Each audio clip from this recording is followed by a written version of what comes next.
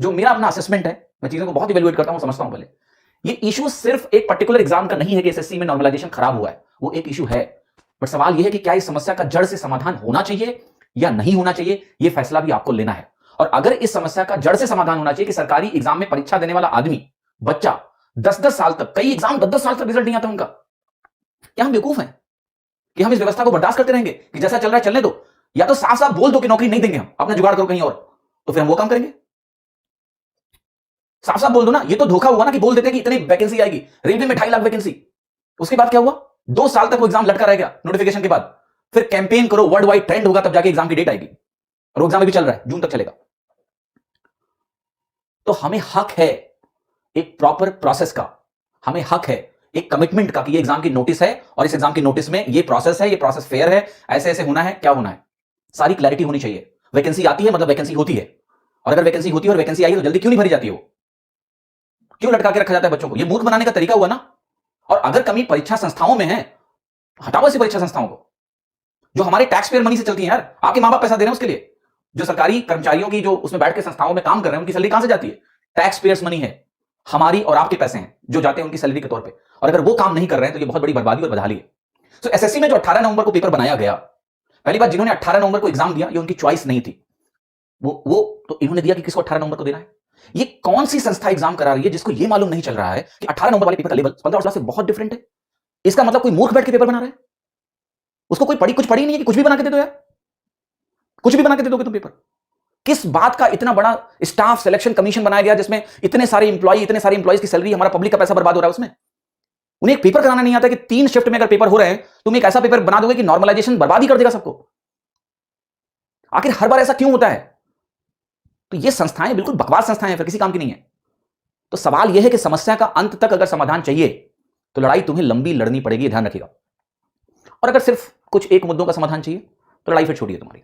तो फैसला तुम ही करना है, क्योंकि बार बार मैं आपको ये भी बता दे रहा हूं कि बार बार लोग नहीं खड़े होंगे आपके लिए। सबका अपना मनोबल है, उनको भी लगेगा कि चलो एक बार स्पीकअप हुआ, इतना बड़ा हम लोगों ने किया, ठीक है, एक बार फिर से अभिनय सर ने जो इनिशिएटिव लिया उसको इतना मैसिव सपोर्ट मिल रहा है, बच्चों का, सारे टीचर फिर से एक साथ आ रहे हैं।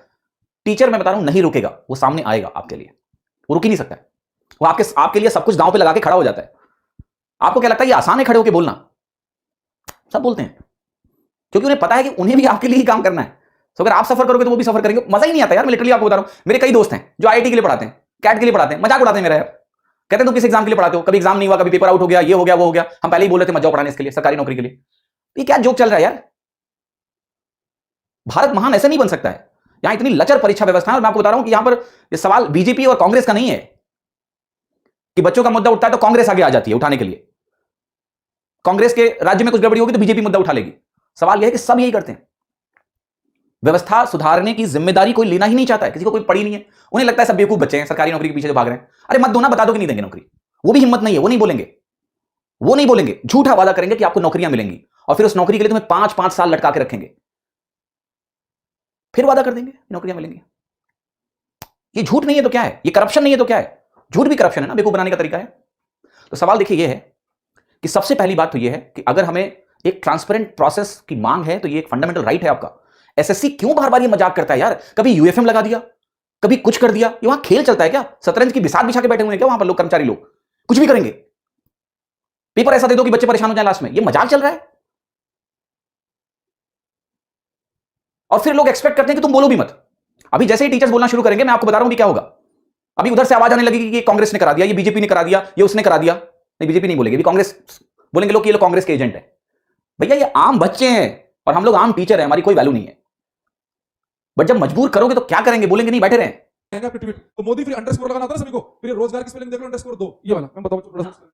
देखिए आपको अभी ट्विटर पे सबसे पहले तो जिस बच्चे के पास ट्विटर नहीं है वो अपने मोबाइल फोन में जैसे बहुत सारी एप्लीकेशन तुम डाउनलोड करके रखते हो, वैसे एक ट्विटर नाम की एप्लीकेशन होती है जिसमें बहुत पावर है। और आपने देखी होगी पिछले 2 से 3 महीने में एक ट्वीट ने, रिहाना के एक ट्वीट ने इतने बड़े बड़े लोगों को मजबूर कर दिया था ट्वीट करने के लिए, जिसमें आपके बहुत सारे क्रिकेटर्स भी आए सामने, बहुत सारे आपके फिल्म स्टार्स भी आए। तो ऐसे ही हमें भी अगर हमें लग रहा है कि ट्विटर में इतनी ताकत हो सकती है तो हम रिहाना तो नहीं है, लेकिन हम रिहाना के जितने फॉलोवर्स हैं उतने तो हम हैं। तो मुझे लगता है कि आप लोगों को थोड़ा सा इस चीज के लिए सोचना चाहिए, क्योंकि अगर आज नहीं जागे तो हमारे जो छोटे भाई बहन है उनको हम क्या मुंह दिखाएंगे, हम हमारे बाद आने वाली पीढ़ी को कि हम क्या कर रहे थे। तो सबसे पहले देखो, अभी तो सिर्फ आपको ना जो भी टीचर वीडियो बना रहे ना अगले 4 से 5 तो सबसे पहले देखो, अब दिखाएंगे हम हमारे बाद आने वाली पीढ़ी को कि हम क्या कर रहे थे। तो सबसे पहले देखो, अभी तो सिर्फ आपको ना जो भी टीचर वीडियो बना रहे हैं ना, अगले 4 से 5 दिन तक उन वीडियोस को इतना वायरल करो कि जिस बच्चे तक या जिस टीचर तक या जिस शहर में जो भी लोग बैठे हैं उन तक इस बात नहीं पहुंच पा रही है, तो इस वीडियो के माध्यम से उनको बात पहुंचे और पता लगे कि क्या हो रहा है। कोई भी कमीशन ढंग से एग्जाम नहीं करवा पा रहा है और बेरोजगारी जो है ना वो अपनी चरम सीमा पर है। तो अगर हमें बात नहीं समझ में आ सकती है, क्योंकि वो तो आज भी इसी बात पर टिके हुए कि मंदिर बनवा दिया तो बस हमें बहुत है। अभी मैं कुछ बच्चों की कमेंट पढ़ रही थी, कुछ बच्चे कह रहे थे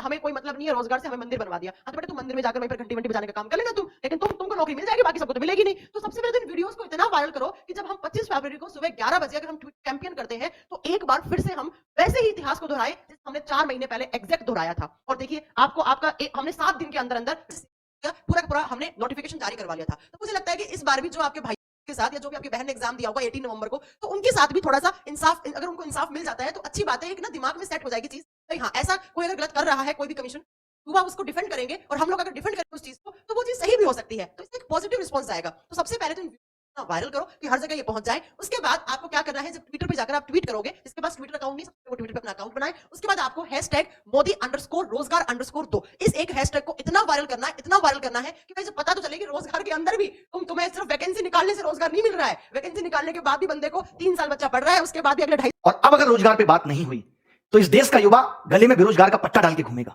जो ये मीडिया सरकार के कहने पे ये दिखा रही है कि सब कुछ अच्छा चल रहा है, ये बहुत दिनों तक नहीं चलने वाला। इससे सरकार का ईगो इतना बढ़ चुका है कि आज सरकार खुद को देश से ऊपर समझने लगी है।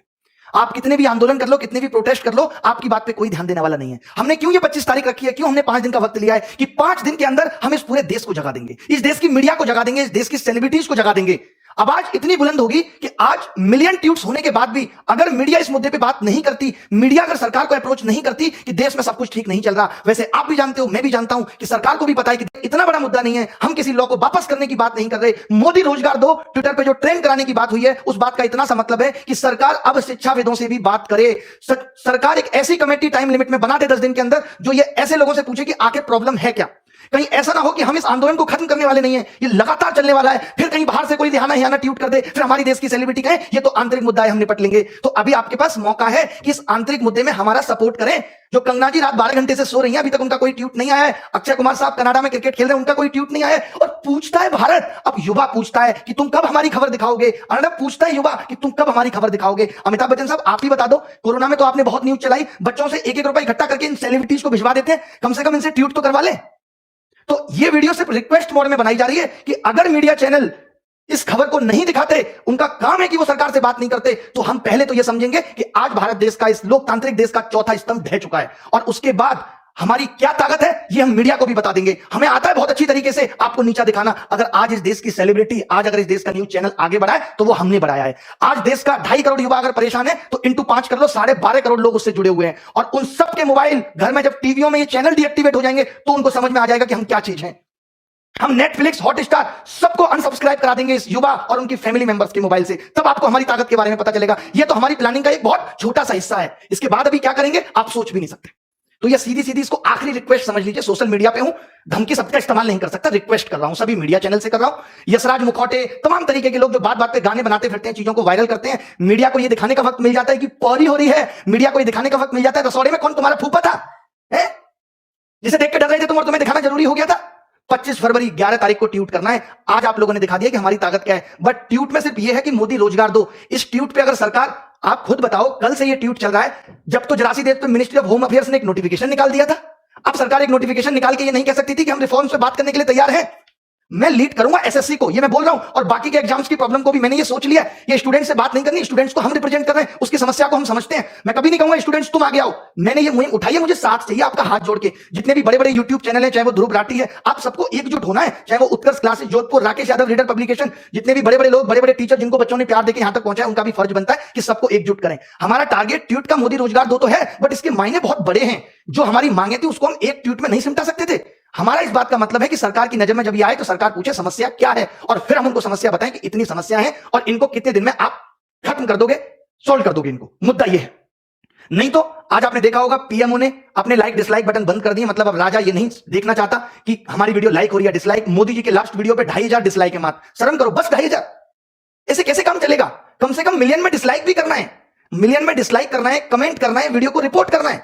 सर देखिए, अब अगर ये आंदोलन हम सफलता इसमें नहीं ला सके तो मुझे नहीं लगता हम आगे ला पाएंगे। 5 दिन लिए, हर एक इंसान को जगा दो। अगर ये 5 दिन हमने ताकत लगा दी तो हम जीत कर रहेंगे, वरना ये आंदोलन भी मात्र टाइम पास बन के रह जाएगा। मेरी रिक्वेस्ट है, मैं हाथ जोड़ता हूं, पैर पड़ता हूं आप सबके, जितने भी टीचर्स विद्यार्थी की, सबको कहो इस पे वीडियो बनाएं, सबको कहो कि ट्वीट करें। इस आंदोलन ने जैसे आज रेस पकड़ी है, अभी 25 को और पकड़वानी है, बट वो सफलता नहीं है। सफलता उसके बाद जब सरकार बात करेगी। ये आंदोलन अभी इस बात पे है कि सरकार को बात करने के लिए विवश करना है कि रोजगार पे बात कब होगी। इस देश के अंदर शिक्षित होने के मायने खत्म हो गए। आप बताइए, बीटेक करके आदमी घूम रहा है, बीटेक के कोई मायने नहीं रहे, एमबीए करके बच्चा घूम रहा है। ये एसएससी या गवर्नमेंट जॉब में आपको मालूम है इतनी भीड़ क्यों आई? क्यों लोग सरकारी नौकरी के पीछे भाग रहे हैं? क्योंकि प्राइवेट में नौकरियां खत्म हो गई और मोदी जी कहते हैं कि आप अपने मोहल्ले में नौकरी करो। आज जब मैंने ये वीडियो मोदी जी का देखा तो मुझे इतनी हंसी आई, मैं जरूर आपको ये सुनाना चाहूंगा। मेरा दिल है कि मैं ये वीडियो आपको सुनाऊं। आप देखें इस वीडियो को। एक वीडियो मैं आपको सुनाना चाहता हूं। ये हमारे मोदी जी और ये हमारे प्रधानमंत्री की कितनी बेहतरीन सोच है, जिसकी कोई हद नहीं। आवाज सुन लीजिए,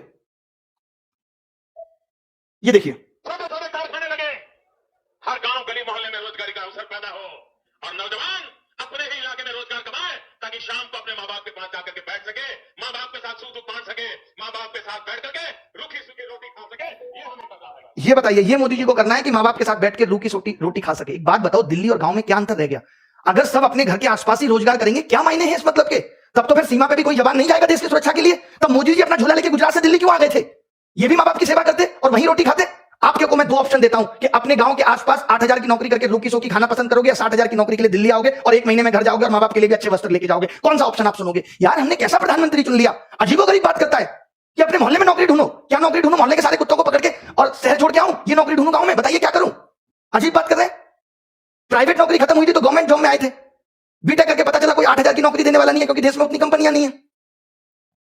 तो मेरी सभी सेलिब्रिटीज से और सभी मीडिया चैनल से आखिरी वार्निंग समझ लीजिए, आप जो समझ लीजिए, ये हमने आपको प्यार देके यहां पहुंचाया है। अगर हम प्यार देना जानते हैं तो नफरत देना भी जानते हैं। आपने देखा होगा कि किस तरीके से हमने आपकी कुली नंबर 1 को फ्लॉप कर दिया था और किस तरीके से हमने एक सड़क मूवी के ट्रेलर को 10 मिलियन डिसलाइक दे दिए थे। आपको लगेगा कि अरे क्या हो जाएगा इससे, बट आगे आने वाले वक्त में आप देखेंगे कि इसका क्या फर्क पड़ेगा। तो आप जीने देंगे नहीं जब तक आप हमारी सुनोगे नहीं। और गलत मांग है नहीं, इतनी सी मांग है। अगर शिक्षित किया है, काहे को आपने इतने कॉलेज खोल दिए थे? काहे को आप सबको ग्रेजुएट करते चले जा रहे थे? आपके पास और कामों के लिए पैसा था क्या? देश में कोई और काम नहीं हो रहा? आप चुनाव में लाखों करोड़ों रुपए खराब कर रहे हैं। दिल्ली में घुसते ही बोर्ड लगा रहता है, केजरीवाल 26,000 करोड़ का हिसाब दो। हजारों बोर्ड दिल्ली में लगे हुए हैं, इसमें पैसा नहीं लगता सरकार का। अबे केजरीवाल तुम्हारा कितना दूर का रिश्तेदार है, उसके घर जाके पूछ लो कि हिसाब दो 26,000 करोड़ का। इस बात को बोर्ड पे लिख के पूछने की जरूरत है? अजीब नौटंकी है तुम्हारी। दिल्ली के अंदर आप घुसेंगे, जब भी घुसेंगे तो हजारों बोर्ड लगे रहते हैं, केजरीवाल हिसाब दो। केजरीवाल तुम्हें हिसाब देगा कि रात को क्या कर रहा है, ये सब हिसाब तुमसे केजरीवाल मांगेगा। और मांगने तो फोन पे मांगो, तुम्हारे पास केजरीवाल का नंबर नहीं है। संसद में मांगो, विधानसभा के सत्र में मांगो। इन सब चीजों में एमसीडी में पैसा लगाने के लिए तुम्हारे पास पैसा है, नौकरी देने के लिए पैसा नहीं है। ये मैं दिल्ली सरकार से भी कह रहा हूं, डीएसएसपी की नौकरी 2014-15 की पेंडिंग है। एक समस्या है, हलवा समझ के रखा है। चिताएं जला दे अपनी अपने परिवार की। रोटी देने वाला नहीं है कोई माँ बाप को। हर उस एक युवा की आंखों के आंसू से पूछिए जो आज अपने माँ बाप को बूढ़ा होता हुआ देख रहा है और उनके लिए कुछ नहीं कर पा रहा। आज 25-26 साल का बालक जो 4 साल से तैयारी कर रहा है बाप के पैसे पे, आज जब वो उनको बूढ़ा होता हुआ देख रहा है तो उसकी आंखों में आंसू के सिवाय कुछ नहीं है। क्या उसकी तमन्ना नहीं थी कि वो अपने माँ बाप को कुछ सुख सुविधा दे सके? बताइए, मोदी जी आपसे पूछता है, युवा पूछता है, भारत नहीं पूछ रहा, आंडव नहीं हूं मैं। इनकी फैमिलियां नहीं है, इनका परिवार नहीं है। मीडिया से फिर रिक्वेस्ट है, मैंने बहुत सोचा था कि मैं बहुत नॉर्मली वीडियो बनाऊंगा, बट मुद्दा इतना गर्म है कि इस पे नॉर्मल वीडियो नहीं बन सकती। गुस्सा आना लाजमी है, क्योंकि कब से देख रहे हैं, हम भी विद्यार्थी थे, हमने भी 2012 में प्री दिया था, मेंस दिया था, एक सिंगल सवाल गलत नहीं था। ये सवाल गलत आना तेरे से ही क्यों स्टार्ट हुए? क्योंकि आपको पैसा कमाने के ऑप्शन चाहिए थे। मुझे ऐसा लगता है कि इन्होंने आईआईएम से बंदे बुला के बिठाए हुए हैं कि कैसे एसएससी में बिना नौकरी दिए पैसा कमाएं। हम इनसे नौकरी मांगने जा रहे हैं, हमसे पैसा कमा रहे हैं। कैसे? फॉर्म भरवाएंगे, एग्जाम नहीं लेंगे सालों साल, फिर दूसरा फॉर्म आ जाएगा, फिर एक और फॉर्म भरवाएंगे, फिर क्वेश्चन गलत देके 100 रुपए वसूलेंगे। अलग तरीके की वसूली चल रही है, बट हार नहीं मानेंगे। मोदी, ये देश आपका है तो ये हमारा भी है। हमने भी इस मिट्टी में जन्म लिया है, हम भी इस मिट्टी से प्यार करते हैं, हमारे अंदर भी देशभक्ति है। हम भी आपके उन फैसलों का समर्थन करते हैं जो आपने ठीक किए। बट जहां आप गलत है तो बोलेगी प्रजा। देख लीजिए क्या कहा था, चाहे अब्दुल कलाम साहब हो, किसी विद्यार्थी की सबसे महत्वपूर्ण जरूरी विशेषताओं में से एक है प्रश्न पूछना। प्रश्न पूछने में कोई संकोच नहीं है। अगर मैं गलत हूं तो कलाम साहब भी गलत थे, और इनको गलत कहने वाला कोई पैदा नहीं हुआ। राष्ट्रीय युवा दिवस, स्वामी विवेकानंद जी ने भी कहा था, उठो जागो और तब तक मत रुको जब तक लक्ष्य की प्राप्ति ना हो जाए। तो रुकने वाले हम भी नहीं है। और ये प्रॉब्लम सिर्फ एसएससी की नहीं है, railway, bank, DSSB, UP police, MP police, हर एक एग्जाम की ये समस्या है कि इतना भ्रष्टाचार है, इतना भ्रष्टाचार है जिसकी कोई सीमा नहीं है। अरे करो, लिमिट में करो, 10%, 15% करो। तुम्हारे भी भतीजे, फूफे, चाचा के लड़के हैं, हम कह रहे हैं उनको भी नौकरी दो, बट बाकी तो कुछ फेयर करो। हैं? या बाकी की पोस्टें बेचनी है तुम्हें? Don't take rest after your first victory. तो ये मत सोचिएगा कि आज अगर हमारा ट्वीट इतना ट्रेंड हो गया अब हम शांत हो जाते हैं। ये तो सिर्फ शुरुआत थी। अभी 25 को करना है। करना किस लिए? याद है ना कि मीडिया इस मुद्दे को दिखाए, रवीश कुमार आप जानते हो कि जो हमेशा इन मुद्दों को दिखाते हैं वो भी नहीं दिखा रहे हैं। एक वो अभिषार शर्मा है, वो भी नहीं दिखा रहे हैं, वो भी बंद हो गए। किसान, बस इन पत्रकारों का काम क्या, मजे लेना। ये जाएंगे किसान आंदोलन में, देखेगा ये कार्टून सा किसान है, इसकी वीडियो ले लो, अच्छी चलेगी। मीडिया सिर्फ एंटरटेनमेंट का पर्पज बन गया, सिर्फ एंटरटेनमेंट, एंटरटेनमेंट। अरे एंटरटेनमेंट तो हमारा हप्पू की उल्टन पलटन से भी हो रहा है। बताओ, एंटरटेनमेंट के लिए तो हम कौन से शकीरा का डांस भी देख लेंगे। तो रुकना नहीं है। सब मीडिया चैनल को जितना डिसलाइक कर सकते हो उसमें लिखो।